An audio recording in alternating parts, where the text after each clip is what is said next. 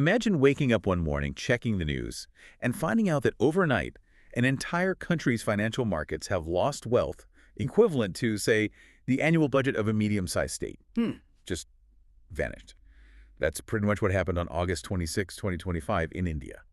A real seismic jolt, a massive downturn that wiped out a staggering 6 lakh crore in investor wealth. It was quite a day. It really sent shockwaves through the system. Absolutely. And today we're going to take a deep dive into exactly that. We'll unpack those huge numbers, look at the, well, pretty surprising U.S. policy decision that kicked it all off, and really get into what this means for you.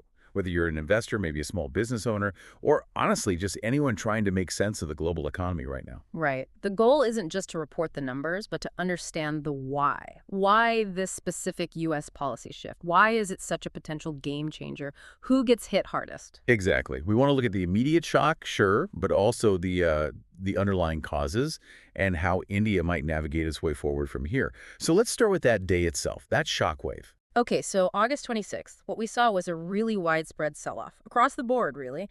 The Bombay Stock Exchange, the BSE Sensex, that's, a key indicator, just plummeted, dropped 849 points. Wow. Yeah, that's about 1.04%. It closed at 80,786. And it wasn't just the Sensex. The National Stock Exchange, the NSE Nifty, it also fell hard, down 255 points or 1.02%, settling around 24,712. So big drops for the main indices. But sometimes these things hit the bigger companies harder. Was it more concentrated or did it spread further? That's the interesting part. It actually spread quite far and perhaps hit smaller companies even harder. The broader market indices, the ones tracking mid-size and smaller companies, they actually did worse. Oh, really? Yeah, the BSE Mid-Cap Index, it fell 1.3%. And the Small Cap Index dropped even more, 1.7%. So this broad sell-off is what led to that staggering number, 6 lakh crore, wiped off a total market value of BSE-listed firms. Going from 455 lakh crore down to 449 lakh crore in just one day. Exactly. The sheer speed and scale of it was something else. 6 lakh crore. It's a number so big it's almost hard to grasp. Can you maybe put that into perspective for someone, say, looking at their own savings or retirement fund? Sure. I mean, think of it like this. 6 lakh crore is roughly the annual budget for a mid-sized Indian state. So for an individual, even if you're not directly trading stocks, this could mean a noticeable hit to the value of your mutual funds, your pension contributions, things like that. Right. Stuff that people rely on for the long term. Precisely. And even beyond direct investments, a market falling like that often signals tougher times ahead for businesses. That can mean, fewer jobs being created, maybe slower wage growth, a general tightening of belts. And what about the mood, the sentiment? Did we see that reflected in things like the VIX index, so-called fear index? Oh, absolutely. The India VIX surged by over 3% that day. That jump basically shows heightened anxiety, nervousness among investors. It means that traders are expecting more bumps in the road, more uncertainty. It's a clear sign people are bracing themselves. Okay, so a huge reaction, which brings us to the big question. What on earth caused it? What was the catalyst for this massive sell-off, especially coming from the U.S.? Well, this is where it gets particularly significant. The trigger was a major policy move by the U.S. administration. On that same day, August 26th, it was confirmed the U.S. would slap an additional 25% duty on a whole range of Indian goods. An additional 25% on top of existing tariffs. Exactly, bringing the total tariff rate to a massive 50%. And this was set to kick in almost immediately from August 27th. This decision, linked to President Donald Trump's administration, instantly sparked fears of, another trade war. 50%, that's huge. Was it across the board, or were specific sectors singled out? It wasn't indiscriminate, no. It specifically targeted quite a wide range of important Indian exports. We're talking textiles, gems and jewelry, leather goods, machinery, furniture, and also, importantly, marine products like shrimp. So key export earners for India. Absolutely. And you have to see this in context, right? It wasn't happening in isolation. It seemed to be part of a wider strategy from the Trump administration aimed at, quote-unquote, protecting American interests. We'd seen similar moves, tariffs imposed on Canada, Mexico, China. There were even whispers about potential export curbs on semiconductors. And the timing. It coincided with some pretty dramatic domestic stuff happening in the U.S. too, didn't it? Like the dismissal of a Federal Reserve governor. That's a really crucial point. Yes, the timing coincided with President Trump dismissing Federal Reserve Governor Lisa Cook amidst allegations about falsified mortgage documents. That itself had already rattled global financial markets. So it's not just the tariff itself, but the context, The uncertainty. Exactly. The market hates uncertainty. So you had this specific harsh tariff threat layered on top of a climate already shaky due to, frankly, unprecedented political moves affecting the central bank. It created this perfect storm of economic threat plus deep political uncertainty. Investors just recoiled. Makes sense. A double whammy, like you said. Okay, so we have the policy, the market reaction, but let's bring this down to the ground level, because this is where it starts to get really personal for a lot of people, especially those micro, small, and medium enterprises, the MSMEs. Why are they so exposed here? This is a really critical angle. MSMEs make up a huge chunk, about 45% of India's exports to the U.S.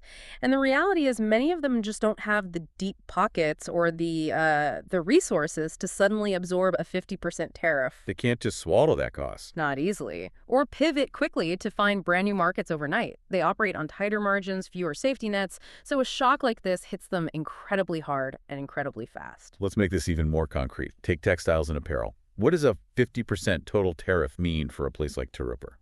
Okay, Tiruppur in Tamil Nadu, it's a massive hub, accounts for over 30% of India's ready-made garment exports. Now for them, the tariff wasn't just going to 50%. It was jumping from around 13.9% all the way up to 61% because of how tariffs stack. 61%. Yeah. I mean, that immediately makes Indian garments vastly less competitive compared to rivals like Bangladesh or Vietnam, who often have preferential access or lower tariffs anyway. We started hearing reports almost instantly production lines halting in parts of Tiruppur, also in Noida and Surat. And for the workers there? It's devastating. It could mean immediate job losses, reduced wages, hitting families directly who depend entirely on that income. It's a direct threat to their livelihood. What about another major export, diamonds and jewelry? Surat is huge for that. Huge. The U.S. buys about 40% of India's diamond exports globally, with tariffs in that sector jumping from roughly 2% up to 52.1%.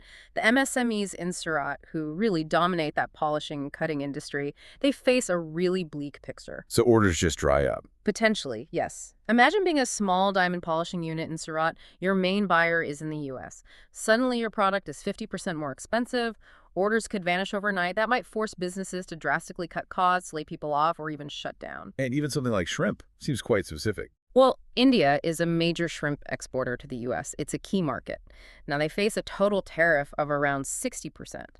That includes an existing countervailing duty, basically a tariff to offset subsidies, plus this new whack. 60% on shrimp. Yeah. Think about the coastal communities, say in Andhra Pradesh or Tamil Nadu, where shrimp farming is a major livelihood. This could be catastrophic. Where do those farmers sell their shrimp if the U.S. market effectively closes off? It's incredibly difficult. Are there any sectors that got maybe lucky? Any exemptions? There were a few notable exceptions, interestingly. Pharmaceuticals, which are a huge Indian export category, were currently exempt. That provided a bit of relief. Also, steel exports seemed less impacted, mainly because India exports mostly long steel products, while the U.S. mainly imports flat steel products from India. So some nuances there. But even with those exemptions, the overall economic ripple effect sounds massive. We're talking beyond specific factories, right, affecting the whole economy. Oh, absolutely. The Global Trade Research Initiative, GTRI, put out some stark projections. They estimated India's exports to the U.S. could plummet by something like 43%. 43%, that's enormous. It is. From about $86.5 billion in the last fiscal year down to maybe $49.6 billion in FY 2026. Now remember, exports make up about 20% of India's GDP, so a hit like that. It drags down the whole growth figure. Exactly.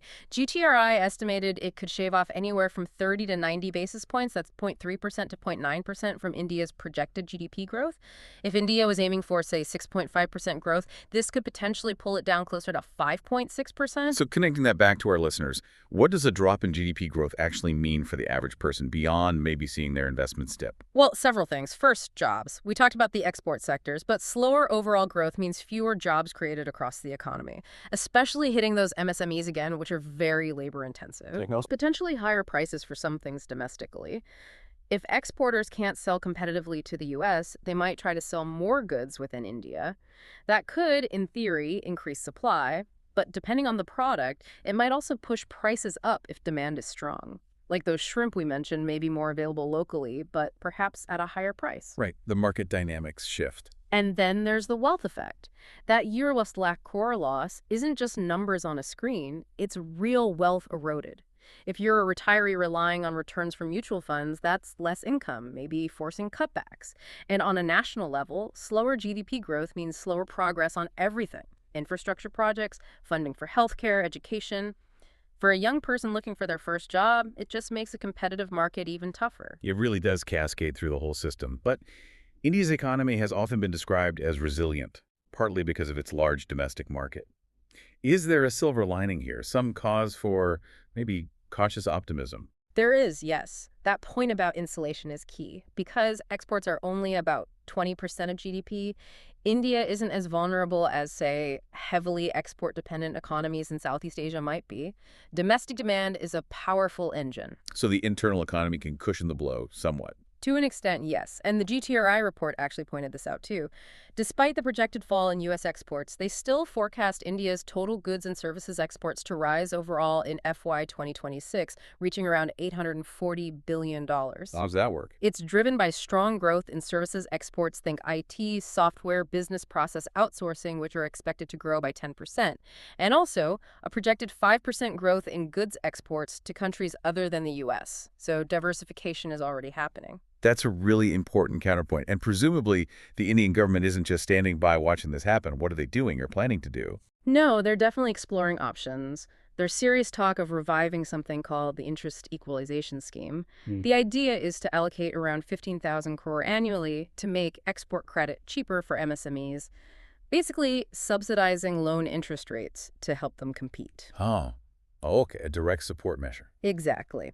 And crucially, there's also a sense, reflected by global ratings agencies, that this 50% tariff might not be the final word. There's potential for negotiation. India might be able to secure a lower rate, maybe significantly below 50%, through diplomatic channels. Diplomacy is key then. And politically, how's this being framed within India? Well, Prime Minister Modi has sort of framed it as a challenge, but also an opportunity, a chance to strengthen domestic industries, become more self-reliant, and protect farmers, who are a very important political group. We've also seen state leaders like Tamil Nadu's Chief Minister M.K. Stalin urging the central government to take specific actions, like cutting the GST on man-made fibers to help the textile sector. So there's pressure for coordinated action. And this isn't just an India-U.S. issue, is it? You mentioned China, Mexico. Right. This seems part of a broader global trade realignment, or at least attempted realignment by the U.S. China is facing tariffs around 34%. Brazil got hit with a 50% tariff too, apparently over unrelated political disagreements. So while the U.S. door might be closing slightly for India, it might push exporters to more aggressively pursue other markets: Europe, Southeast Asia, the Middle East. That takes time and effort, of course. There was also that interesting angle about oil, wasn't there? The U.S. hinting it could supply India as an alternative to Russia. Yes, that adds another layer of complexity. The U.S. apparently suggested it could step in to reduce India's reliance on Russian crude oil. India had imported a huge amount, 1.5 lakh crore worth, since the Ukraine war began, making Russia its top supplier, which obviously raised eyebrows internationally due to sanctions. So are these trade tariffs maybe part of a bigger geopolitical game, using economic pressure to influence strategic alignments? It's certainly possible, even probable. These things are rarely just about trade figures, offering alternative energy supplies while simultaneously imposing tariffs. It suggests using economic tools for broader diplomatic goals, trying to nudge India's strategic partnerships, perhaps. Fascinating. Despite all that pressure, though, some analysts still seem to think India's long-term growth won't be totally derailed. That's true. The argument is that even a 50% tariff, while painful for specific sectors, is unlikely to cripple India's overall growth trajectory in the long run, precisely because of that strong domestic demand and its diversified trade basket. But it undoubtedly creates significant short to medium-term challenges and adds complexity. Okay, so looking ahead, what's the immediate advice for investors navigating this? That VIX jump suggests more turbulence. Definitely. More volatility seems likely in the near term. Experts we're seeing, like Ajit Mishra at Religare Broking, are advising caution, particularly in those export-heavy sectors that are directly impacted. Siddhartha Khemka at Motilal Oswal also emphasizes that this isn't just an India story, it's global. U.S. policy shifts ripple everywhere. And for businesses, especially those MSMEs, adaptation seems to be the only game in town. Absolutely. It's all about adaptation and agility now. We're hearing anecdotes like exporters in Kolkata looking into getting a Made in Europe tag for leather goods to try and bypass U.S. tariffs by finishing products elsewhere. Others are scrambling to find new buyers in new countries. It sounds urgent. It is. The Federation of Indian Export Organizations, FIEO, put out a stark warning. They estimate about 55% of India's exports to the U.S., worth around $47–48 billion, are now at a serious pricing disadvantage. That underlines just how critical finding alternatives is. So for our listeners, what's the key takeaway? What should they be doing? I think the main thing is to stay informed. This is unfolding rapidly. If you are an investor, maybe review your portfolio. Is it too heavily weighted towards these impacted export sectors? Diversification is often key in times like these. And if you run a small business, Look into those government support schemes, like the interest equalization scheme if it gets revived. Actively research and explore potential new markets, even if it seems daunting. Don't just wait and see. This isn't just a news headline, it's a real-world dynamic shift that requires proactive thinking. we've really peeled back the layers today. From that initial shock, the Euro Lakh Crore plunge, to the U.S. tariff catalyst, and the very real human impact on factory floors in Tiruppur and Surat. And also looking at India's underlying strengths, its resilience, and the strategic moves being considered to weather this storm. That huge market loss really is a stark reminder, isn't it? How interconnected everything is, how global events can land right on your doorstep, reshaping economic realities almost instantly. As India tries to navigate these choppy waters, the real test seems to be how quickly and effectively it can protect jobs, support those vulnerable businesses, and maybe even find new opportunities in this shifting world order. It makes you wonder, doesn't it? What does this whole episode, this deep dive into the economic shifts of 2025, really teach us about that constant push and pull between global forces and national strategies? Could this moment actually redefine India's economic path, its identity, and its role on the world stage? That's something we'll likely be unpacking for a long time to come.